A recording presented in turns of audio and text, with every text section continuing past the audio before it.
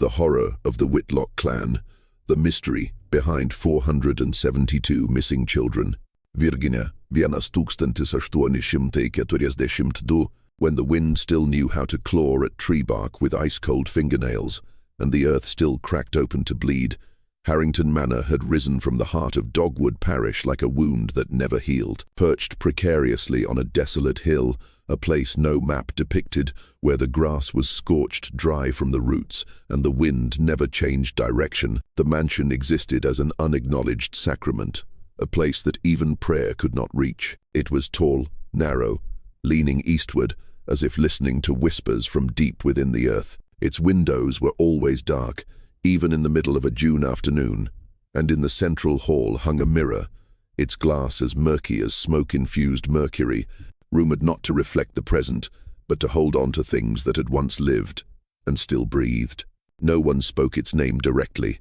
The townspeople only whispered, "The Whitlock house." The family once consisted of 5 people, a proper, insular, and quiet family, until the night of the storm in 1824, when Mr. and Mrs. Whitlock vanished. No bodies were ever found, only a portrait torn in two, the cut running from the top of the head straight down to the heart. After that night, the 3 daughters, Eleanor, Cordelia, and Maeve, lived alone in the mansion and were never seen apart. Eleanor, Cordelia, and Maeve Whitlock, always dressed in long, black silk gowns that swept the floor, their collars buttoned high above the chin.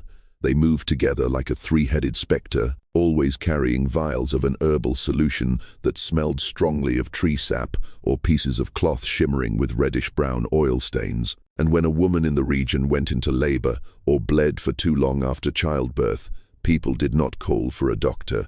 They waited for a shadow. One of the 3 sisters would appear, barefoot, soundless, crossing the frigid fields, a long linen bag in hand filled with strange instruments, among which something glinted under the moonlight like a needle made of bone. They never knocked. They just appeared. And once inside, they did not leave until life or something else had been transferred. Some whispered that they mumbled incantations in a language not recorded in any scripture, more ancient than the stone foundation of the mansion itself. Others said they never opened their mouths at all, only a faint hissing sound could be heard, like a needle piercing skin, coming from within the walls.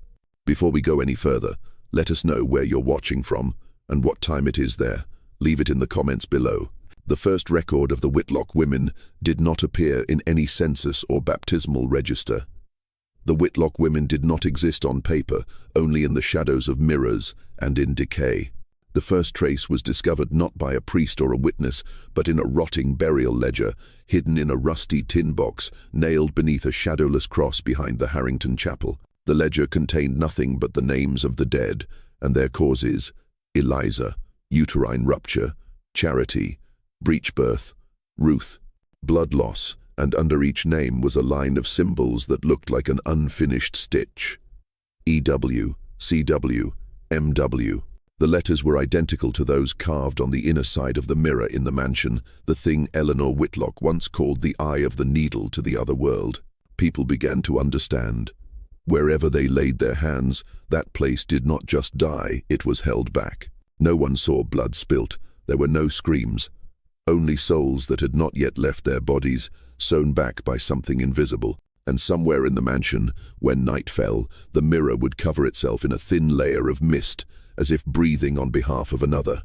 By the spring of 1843, the mirror began to breathe more heavily.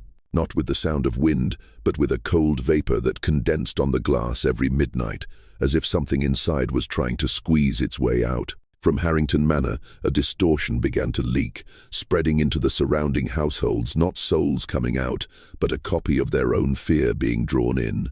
At the old stone well in the town centre, mothers began to whisper of misaligned phenomena. Agnes Bell said her daughter, born during the miasma season, could not sleep unless she was placed within a circle of salt arranged in the shape of a teardrop around her cradle, as if to block someone's gaze from the other side of the mirror. Martha Ellison claimed her daughter wept blood when the evening light struck her makeup mirror, until Cordelia Whitlock sent over a dark reed, instructing it to be hidden under the pillow to distort the reflection. But the most terrifying story was that of Rebecca Alcott, the pastor's wife. She lost 2 sons in 1 week. And then, at a dawn the color of ash, she saw Maeve Whitlock standing at the edge of her garden, her gaze fixed on Harrington Manor. Maeve dug a shallow hole and buried a lock of hair, wrapped around a small, cracked piece of mirror, then sprinkled it with salt and black candle ash. When Rebecca asked what it was, Maeve only smiled, looked down at the dry well, and said, "The reflections of trapped souls will gnaw on everything if their mouths are not sewn shut." A week later, Rebecca left town, leaving behind a baby boy with no shadow and one final whisper.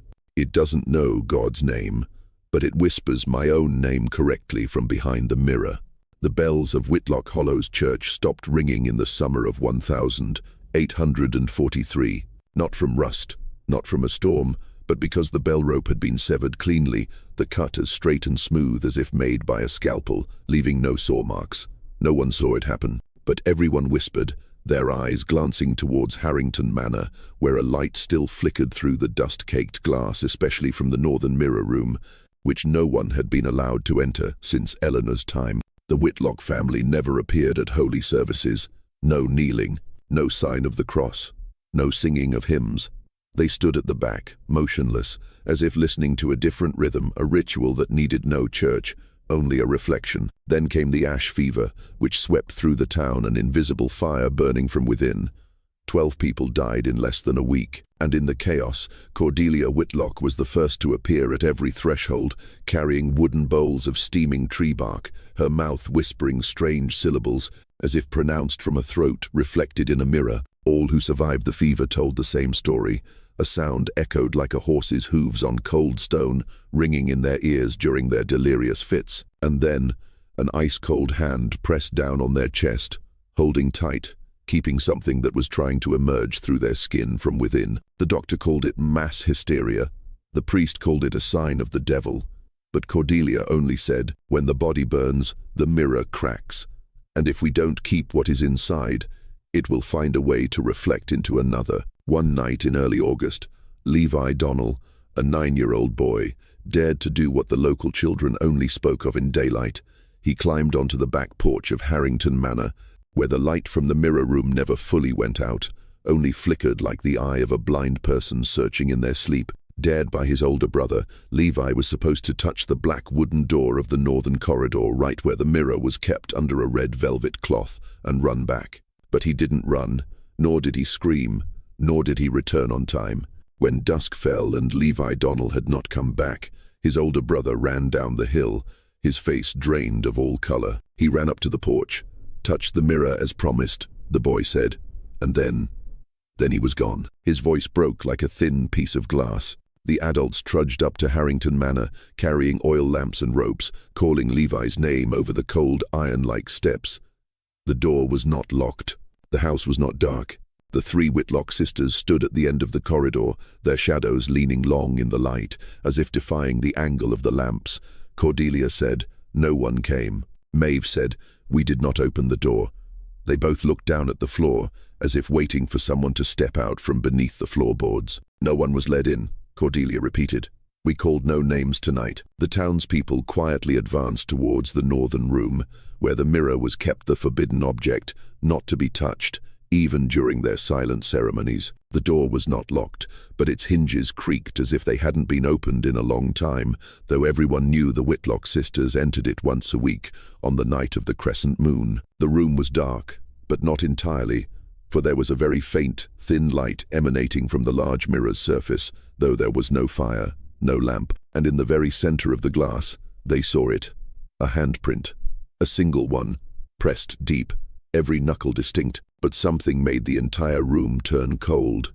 The handprint wasn't pressed from the outside onto the mirror's surface, it was pressed from within, and its size was strangely wrong, too large for a child's, too small for an adult's. Like the hand of a being stretched while it was still forming. No one said anything more. No one knocked on the mirror. No one questioned the 3 sisters. They just backed away, one person clutching their chest, hearing their own heartbeat very clearly, but unsure if it was their own or something beating softly from behind the glass. The town council met in secret as the first frost touched the chapel roof. 4 men and 2 widows huddled in the stone cellar, surrounded by a list written in a trembling hand, the paper yellowed to the color of ash. The names of those who had given birth to children who did not cry. The names of those who saw light coming from a place with no windows. The names of those who stood before a mirror and saw no face. Every list ended in one place: Harrington Manor. The Whitlock family, the pastor who had blessed them 5 Christmases before, now refused to say the name of that house aloud. "God has turned his back," he whispered, his eyes fixed on a small crack in the stone floor, as if afraid it would breathe again. No one voted, no one argued. 3 would be sent, 1 for each room containing a sealed object. They would bring gifts of thanks, tallow candles, elderflowers, and clean sheep's wool, not to befriend them, but to see if anyone was still on the other side of the mirror. Only 2 returned. The third, Joel Minton, a tanner, was last seen entering through the moss-covered stone gate at twilight. He carried a carefully wrapped cloth bag that had never been opened. 3 days later, the bag was found under the east porch.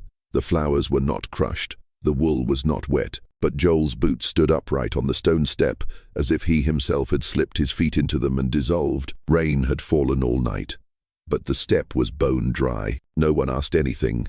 No one knocked on Harrington's door again. Only a child recounted.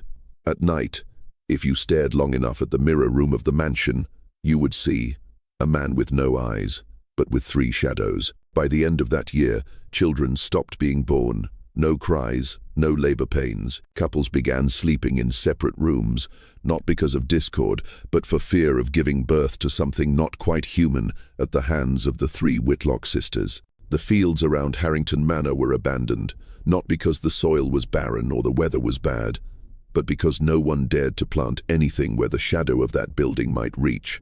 The Whitlock mansion grew quieter. No more light from the northern window. The smoke from the main chimney thinned. But no one thought they had left. Only that they had gone deeper into the house itself.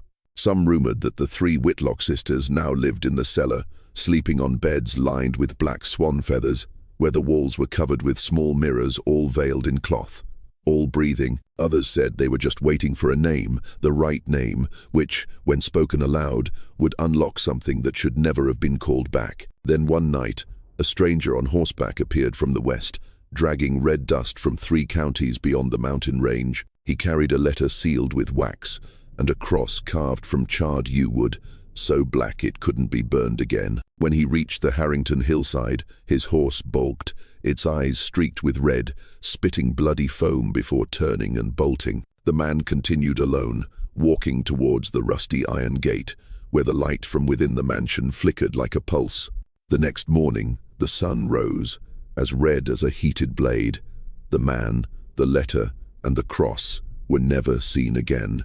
But that night, the cloth covering the large mirror in the northern corridor was gone. Early 1844, a drought crept in from the south, smoldering like a persistent fever, so dry it cracked tree bark and bleached bones in the fields. The wells ran dry without warning, the earth splitting open like an unstitched wound. Frogs disappeared, the rain stopped calling its own name. But on the slope above Dogwood Parish, the garden of Harrington Manor flourished unnaturally, not just alive but living out of season, out of rhythm, out of nature itself. The grass grew so thick it dislodged the flagstones. Pale white roots pierced through the iron fence, creeping like pallid fingers. Bruise-colored flowers grew in spirals, twisting around the stems as if strangling each other, and the fruit dripped a thick, syrupy liquid, a dark golden black that stained the stone like diluted blood. No one planted that garden, and no one dared to cut it down. When a schoolboy, the churchwarden's son, wandered too close, mesmerized by the sweet, yet cloying scent, like rotting meat, he returned with both palms blistered, red as if burned from the inside, and a fragment of a human tooth embedded in his ankle. The boy said in a feverish delirium, "They breathe. They move. They knew I was there. There are eyes in the grass and mouths in the walls." The doctor attributed it to sunstroke, but his mother didn't believe it. She left town just a week later, immediately after waking in the middle of the night to find her front door nailed shut from the outside, and the window curtains twisted into knots that spelled out her son's name in fabric pulled as straight as a stitch. That same season, a midwife from Clark Hollow, A land steeped in fog and morning arrived in Dogwood, unannounced. She asked specifically about Harrington Manor, and the mere mention of that name caused the air in the inn to drop by 3 degrees. No one in town dared to speak the names of the 3 Whitlock sisters aloud anymore, not since the hilltop had fallen as silent as a grave, and the mirror in the main hall was rumored to be breathing. The strange woman wore a dark yellow bonnet, her hands clutching an old copper basin tied with twine, insisting she had received a letter summoning her to assist with a difficult birth. But no letter was found. None had been sent. No one admitted to seeing anyone write one. Nevertheless, she continued on, walking up the path to the hill, as if drawn by something more ancient than an invitation, something that did not use ink and paper. 2 days passed. No one saw her return. On the morning of the 3rd day, the pastor's hound was found curled up on the chapel steps, foaming at the mouth, its body bleeding. Its fur was singed, leaving imprints in the shape of fingers. The copper basin was discovered at the bottom of a dry creek bed, dented and darkened as if heated from within. The midwife had vanished completely, but that night, some who lived near the hill swore they heard singing from Harrington 3 female voices, harmonizing with a 4th, thinner, higher, and not entirely human. It was Maeve Whitlock who first began to appear alone. Still the youngest, still the one who walked a step behind her 2 sisters. That morning, she descended the hill, passing through a fog as thick as animal hide, her apron stained with something between rust and dried wine. Her eyes were sunken, her irises cloudy, without lashes, as if they had once been sewn shut, then unstitched. She stood before the post office, staring at the flagpole until the sun had fully risen, and when the shopkeeper was about to offer a greeting, she merely muttered a single word, "Count." Then she turned and walked away. No one dared to follow. That same day, 3 carpenters discovered a row of hand-carved symbols under the schoolhouse floorboards, repeating over and over, a concentric circle around a crude eye. The schoolteacher insisted she had never seen them before, and left town without her pay the following week. Her replacement lasted only 18 days before fleeing in the night, terrified, screaming. The chalk on the board writes names by itself, of children who haven't been born. She said, at that moment, she had seen Maeve standing at the edge of the forest, holding a red thread, her eyes fixed on the mirror still hanging in the mansion. Then came Cordelia Whitlock, the silent eldest sister, walking barefoot into the blacksmith's yard while it was still dark. She did not ask for fire, not for water, not for silver. She only said, "I need nails, not coffin nails, not horseshoes, but a very specific number, 41. When asked why, she replied flatly, without looking at anyone, "One for each breath." It was not allowed to take. The blacksmith, a man who believed more in God than in ghosts, still gave her the nails, without taking a penny. But that night, he could not sleep. In the middle of the night, he shot up screaming, his fingernails tearing at his shirt, his mouth howling, "Something is beating inside my bones." 3 days later, he died. No wounds, no illness, just a heart that stopped in a still warm chest. His wife later confessed, while making the bed, she found 41 nails under the pillow, arranged in a circle like a mirror. The doctor called it post-traumatic stress. The priest called it God's judgment. But those who had heard Cordelia's voice speaking to the mirror in the night knew it was not a punishment. It was a promise being repaid. That winter, the silence spread faster than the frost. Letters stopped arriving. The roads disappeared under snow, though no one remembered it ever snowing. The chapel bell, which had been broken for years, began to toll again, every morning at 3, a single chime, deep, hollow, like the last breath of a dying creature. Livestock were born deformed, milk soured before it was even milked. But the 3 Whitlock sisters appeared more frequently than ever, always in a single file, not speaking, each carrying a jar of white wax as cold as bone and bundles of coarse cloth sewn with symbols no one had ever deciphered. A traveling priest, brave and arrogant, once tried to intervene. He climbed the slope of Harrington with a silver cross and an old scripture. He never returned. Only his boots were found 3 days later at the edge of the woods, and a torn page from his journal tucked inside a cracked wooden cross. On it, only 5 words scrawled in a trembling hand. "They are not just midwives, The page was sealed with a red, sticky, and foul-smelling substance, later confirmed to be human umbilical cord blood. At the spring thaw of 1845, a new sound began to echo from Harrington, not a wolf's howl, not the wind tearing at branches, but a deep, steady hum, like a voice from a sewn-shut throat still trying to sing. It began after the second bell at 3 in the morning and ended precisely before dawn. Those who heard it said it pulled something out of them, not blood, but memory, bone marrow, the first breath. One man, driven by curiosity, approached the hillside, stuffing cotton in his ears, nailing a cross to his chest. He was found hours later in his cowshed, naked from the waist down, his hands clasped as if in prayer, his mouth stuffed with dried lavender. He lived for 3 more days, repeating only 3 phrases to his distraught wife. The mirror, the soul, the 3 sisters. When he died, all the candles in town flickered once, then burned with a blue flame until their wicks vanished in silence.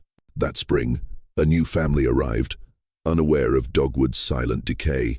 They were the Whitleys, merchants from the east, who set up camp in an abandoned parsonage near the black rye fields. They hoped to put down roots. They reopened the school, invited neighbors for dinner. In their second week, their eldest daughter, Miriam, found a parcel wrapped in oilcloth under her bed. Inside was a braid of white hair, tied with a milkweed vine, and a piece of paper with shaky handwriting. The first breath must not be wasted. The mother burned the braid in the kitchen stove. That night, the stove exploded without a fire, only thick smoke, smelling sweet and salty like spoiled milk, spreading across the walls in the shape of 3 open hands. The next morning, Miriam was gone.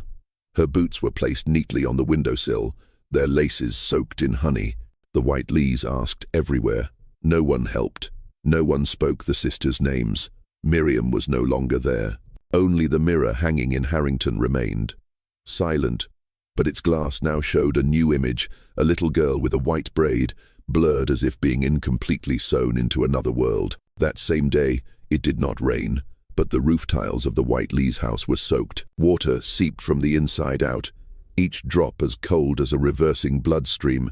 The father, Jonathan, climbed onto the roof to check and found a small piece of mirror in the middle of it. It reflected nothing, just a flat surface, stained with dried blood in the shape of 3 letters, EW. He tried to remove it, but as his fingertips touched the edge, a thin cut sliced through his skin like a razor-sharp stitch. He fell from the roof, and when he woke up, he began to forget. Not just Miriam, but his son, the stove, his own name. He wandered the town like a sleepwalker, constantly repeating, the 273rd braid. The pillow is still warm. The thread hasn't been fully pulled. The people began to count. Another child in the area, the salt seller's youngest son, began to draw with dry salt on his bedroom window. No one taught him how, nor had anyone ever seen the bizarre shape he drew. A pillow, but not the kind for sleeping, rather. Something that looked like a knot of braided entrails, swollen and sagging as if holding something that did not want to be held. That pillow, according to the boy, was stuffed with wax powder, mixed with infant hair and curdled milk. In its center was a needle hole, with no needle, just a small, empty hollow like a breathing pore, and around it were spiral stitches, drawn with a trembling hand, as if each thread was weaving itself into the child's hand as he slept. He whispered in the night, "That's where they keep the souls, before they can fly away. They have to wait for the thread to be long enough. They have to wait for the right mirror beat." The other children initially laughed at him, but then they began to dream of the same object. A pillow emitting a cold smoke, lying in the middle of a windowless room, and around it, the slow, steady, unhurried sound of a needle piercing skin. They began to avoid mirrors, even puddles of water, because an old woman, one who had lived long enough to remember the last time anyone escaped the Whitlock mansion, had told them, "I saw the mirror move, not reflecting but breathing. It rose, then contracted, like a reverse lung, but instead of inhaling air, it inhales memories." She said that when the mirror inhaled, the smallest things left you first, your name, the smell of your kitchen, the lullaby you sang to your child, then deeper things, the reason you were born, why you had children, Why you feared the mirror. Someone once entered Harrington Manor just to ask for some cough medicine for a child. When she returned, she didn't know the way home. Not because she was lost, but because the concept of home had been sucked from her mind. That mirror isn't for looking, the old woman whispered, her eyes now blind, but her hands still fumbling as if searching for the glass surface. It is the stitch between two worlds, and every soul sewn into it will twitch whenever someone remembers its name. That night, the salt cellar's window cracked in a spiral pattern. In his son's room, on the pillow, was a bone needle, its eye threaded with a red thread that was still warm. From that night on, the children in the area began to whisper in their sleep, not in their own words, but in old, strange, cramped syllables, like a thread pulled taut through their throats. Sentences no one understood, but when one mother tried to write down what her daughter uttered in the middle of the night, the letters began to twist into arcs that matched the stitch patterns on the inside of the Whitlock mirror. A tailor, old and blind, living on the edge of Dogwood Parish, was asked to interpret. He touched the paper, held his breath for a second, then spoke softly, as if reading instructions. The needle must follow the first bloodline. Thread from the navel, pull through the nape, and do not let go when the child cries. The woman screamed. That was how her child had been born, a delivery performed by Maeve Whitlock herself on a snowy night, when no one remembered inviting them. At this point, some began to whisper that not all the children born belonged to this world, that some were mirror spirits, creatures not quite alive, but not quite dead either. They were the stitches, the connections between the retained souls and the mirror that was waiting to be completely closed. A man who had survived the loss of his newborn son said that the night his son died, he saw his face, no longer on his body, but reflected in the mirror in the great hall of the Whitlock house, being embroidered with light. A few days after the salt seller's son left the drawing of the pillow with the needle hole, the salt in his house began to weep, not melting, just weeping like sweat from stone, like living ash. It poured from the cracks of cupboards, filled the legs of tables, covered the wooden floor with a fine layer like a second skin, and within it, hidden were fine strands of hair, so pale they could only be seen when tilting one's head under candlelight. He tried to sweep it away, but every morning he found the salt covering everything again, this time in a circle, with his son's sleeping spot at the center. The boy no longer spoke, just placed a finger on his lips whenever an adult asked, not to ask for silence, but as if he were listening. Elsewhere in the village, the bone needle disappeared from the child's pillow. 3 days later, a mother found it between her daughter's fingers, piercing a small, half-finished piece of cloth, on which was embroidered in red thread. Not blood, it's a joint. The girl had never learned to embroider, nor could she read.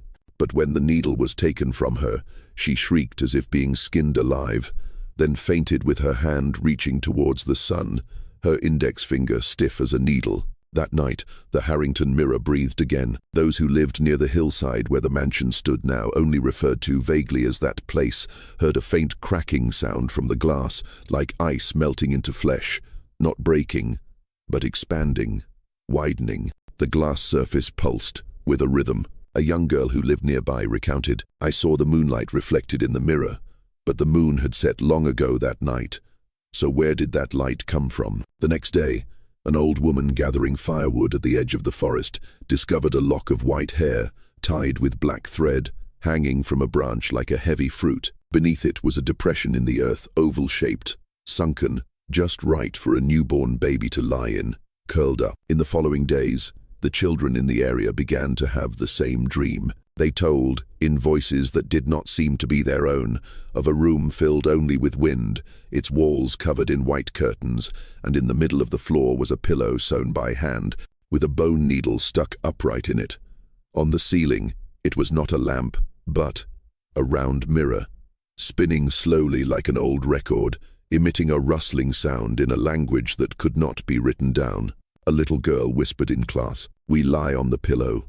Then she starts to embroider, but not with thread, but with us. The adults initially thought it was just a fever, a wave of nightmares spreading through sleep, until one father woke up in the middle of the night to find his child lying on his back on the floor, eyes open, mouth sealed, and surrounded by a chain of stitches made with blackboard chalk, each stroke broken like a stitch completing a form. The boy survived. But from then on, he had no reflection in the mirror. At the threshold of June, a series of strange objects began to appear around Dogwood Parish. Not on the streets, but on rooftops. Baby blankets, infant undershirts, woolen socks, all brand new, never used, but covered in a thin layer of soot, and smelling of cold, curdled milk. An old glass jar was placed on the steps of the former pastor's house. Inside was amniotic fluid, still warm, and at the bottom, a wax fetus, eyeless, but bearing a complete smile. A widow, who had once been a nurse, trembled when she saw it, managing only to say, "That smile is what you see in the mirror every time someone dies without seeing their loved ones a final time."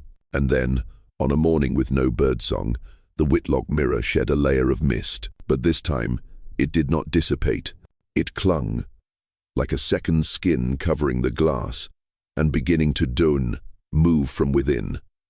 Not a reflection, but as if someone were turning over, like a fetus in a dark womb. That very night, a sound came from Harrington Manor for the first time in years.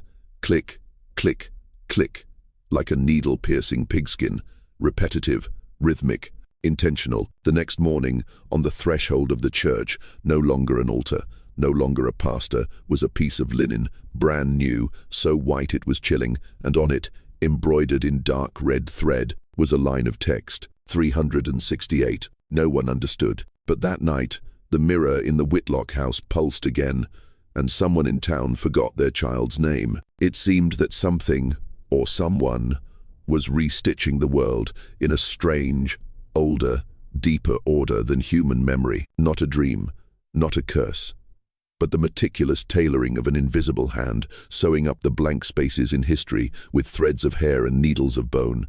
A few people sensed it, then forgot.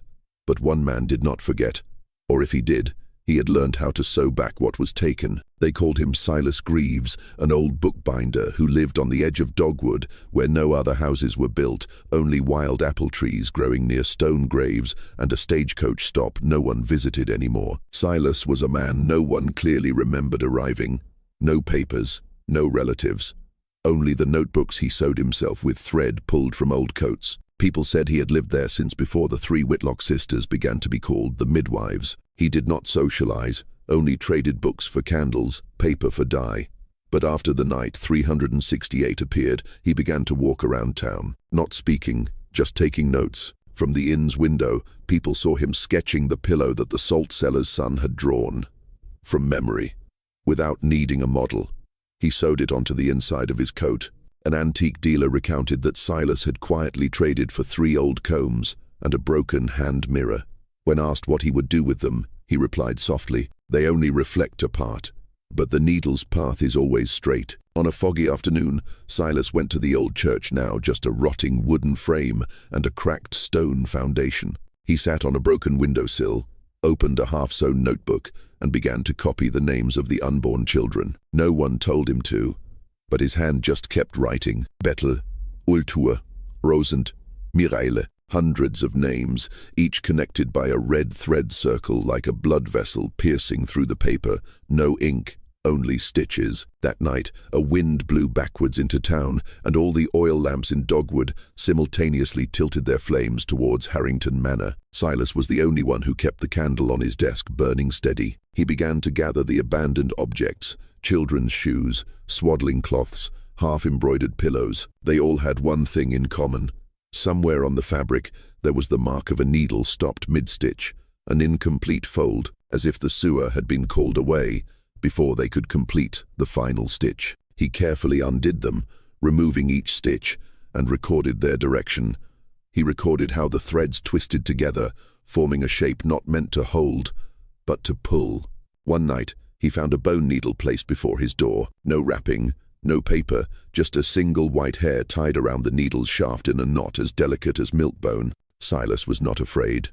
He placed the needle in the middle of his notebook, sewed it into the book's spine, and whispered, "I know you don't use thread. You use time." That night, the Harrington mirror stopped breathing, but there was a tapping, very light, like from inside a mother's womb. Silas was not a man who believed in the supernatural, but he believed in repetition. And things that repeat, if sewn together in the right order, eventually reveal the shape of a story. He had notebooks that no one remembered, giving him old birth and death records, smeared ink, darkened paper, traces of dried blood. There was one volume filled only with the names of infants, most of whom were never recorded in any baptismal register. There was another, smaller one, listing only dates and thread colors, red, brown, sometimes black, but red was the most frequent, and each red line was accompanied by a single drawing, a curved needle piercing through an empty circle. Silas began to cut out the pieces, to paste them together, to place them side by side. The names of the missing children not by family, but by chronological order, moon cycles, and each dry season. And in each of these seasons, he began to see a pattern. After every 25 children, a sign would appear in public, a piece of cloth, an empty cradle, a wax-sealed lock of hair, a line of blood-stitched letters, or sometimes a strange reflection in a window where no one was standing. Then one night, he took out a magnifying glass to examine a piece of red thread cut from the shroud of an infant abandoned at the chapel door years ago. That thread was no ordinary thread. It was hair, braided together, and inside it, hidden, was something smaller, a wax core, often used in sewing shrouds. Silas sat up all night. The oil lamp burned down to its wick. He turned back to the faded cover book, the handwritten volume in an ink of unknown origin. In it was a note, a mix of Latin and a language he had never learned. The initial pain pulled through the eye of the needle. The blood of a child is the guide. Each soul must be anchored with a stitch, not allowed to escape between the layers of the mirror. Silas stopped. Mirror, stitch, soul, and then he remembered something everyone else had forgotten. There was a mirror hanging in Harrington Manor, where the 3 reclusive Whitlock sisters lived, never apart. The mirror was carved with a bronze border, its frame twisting like the spine of a creature, and its surface did not reflect straight, but rippled like a pond that had been breathed upon. He had seen it, as a child, when he had wandered into some funeral prayer in the woods. No one remembered who had died. But the mirror did. Silas knew he had looked into it, and after that, he began to forget his mother's name. He started to mark it all down again. Each red thread, a soul. Each birthing season, a cycle. And when he counted to the most recent mark, the number was 482. Silas no longer slept. From the day he saw the number 482, something within him had shifted, not his body, but his concept of time. Each toll of the nightly bell struck like a new stitch in the cloth that someone or something was completing. One night, while flipping through a ledger, a small piece of paper fell out, no words, just a circle drawn in dried ink and a strange symbol in the middle. 3 threads twisted together, passing through a vertical needle's eye. Around the circle's edge were tiny, incised marks, like fish scales or like a child's fingerprints. Silas realized this was the symbol of the ritual, and then he remembered a book without a cover, tucked between 2 pieces of old leather, with no author's name, only a title in silver ink, The Red Thread of the World Beneath the Skin. The first page had no introduction, only a sentence. That which is dead still waits to be sown. The book described an ancient ritual, performed only by hands that have cut through life, 3 midwives or 3 women who could hold life and not grant it. The ritual required a medium, a blood mirror, made from the blood of the first stillborn soul and mercury, gathered from a place with no moonlight. That mirror did not reflect it identified. And during each birth, if the child's soul had not yet taken root in the world, it would be drawn into the mirror like an unknotted thread. Each soul was sewn back with a red stitch, usually hair, wax, blood, or a final breath. 500 souls.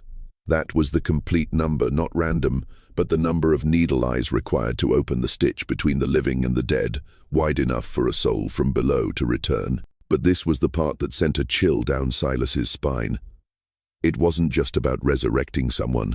The last page, the ink faded, but he could still read it. Each child's soul is not brought back, but pieced together into a single body. Not resurrection, but reweaving. Their parents will not return as they were. They will return, sown from the cries and blood of others. Silas backed away from the table. The room grew cold.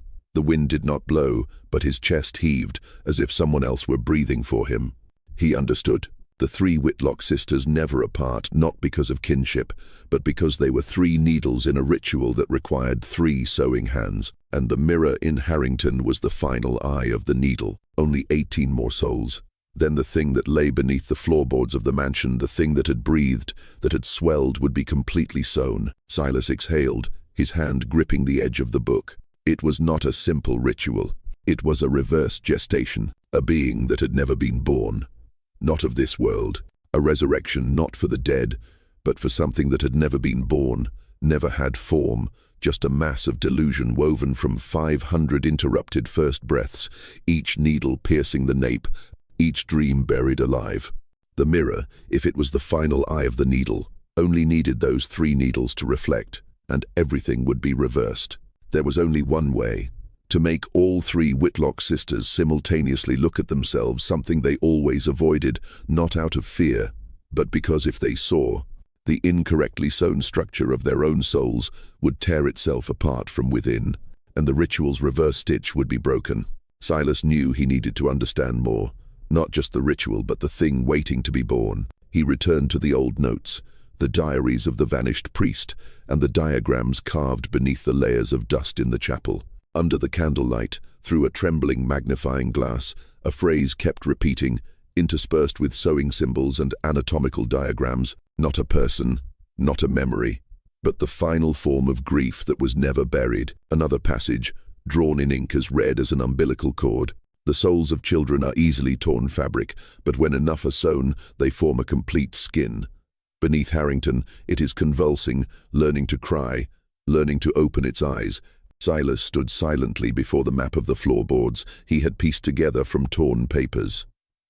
The focal point, in the center of the great hall where the mirror hung, was a circled area. The lines depicted wooden planks that were slightly swollen, not from rot, but because something was pushing up from below. When he traced the records of the old midwives, those who had disappeared, who had left behind scorched copper basins and patched up prayers, one thing became clear. The thing beneath was not the parents of the three Whitlock sisters, not a ghost, but a composite, stitched together from all the souls ever pulled from their bodies in the first moments of life. They had never lived fully. They had never had names. And now they were being sewn together into a single entity, not of flesh, but of breath, of swallowed cries, and the cold between unwarmed blankets. A giant child, boneless, faceless, just a lumpy, moving mass, always hungry, always remembering each time it was deprived of the chance to live. Silas imagined, if the ritual were completed, if the 500th soul were sewn into the final layer of fabric, that thing would burst from the floorboards like a mature chrysalis. It would need no mother, for the three Whitlock sisters were the sewing hands, sufficient to deliver it. And when it opened its eyes, its first gaze not towards the light, but towards the regrets of this world, all of Dogwood would be its first cradle, and also its first grave. He collapsed, feeling as if something were draining his own marrow through the hand holding the pen. The scraps of letters, prayers, and midwives' diaries from generations past now fit together like silent stitches. And the picture that emerged was no longer a family tragedy. It was an ancient plan. The three Whitlock sisters were not grieving. They were not mourning. They were not trying to call their parents back from the dead. They were nurturing an entity, created from abandoned sorrow, from the first scream that never sounded, from the fetal heartbeat that stopped midway, from the souls who had just opened their eyes, only to be herded into a mirror, sewn silent. And the thing beneath the floor of Harrington, the thing that was swelling each night, was not a relative, but the final crystallization of an entire town's sin. An entity that lived on denial, on souls no one bothered to name, and it didn't need anyone to resurrect it. It only needed to be born. Silas shuddered.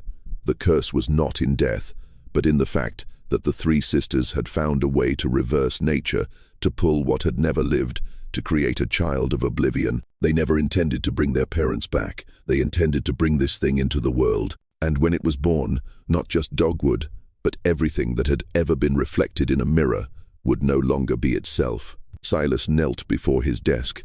His mind spun as if he himself were being sewn into a circle with no escape. No ritual is perfect. No prayer is strong enough to break something that has been fed on the souls of children for over a century. But in a footnote in dried ink, he found a faint line, written over a newborn's handprint.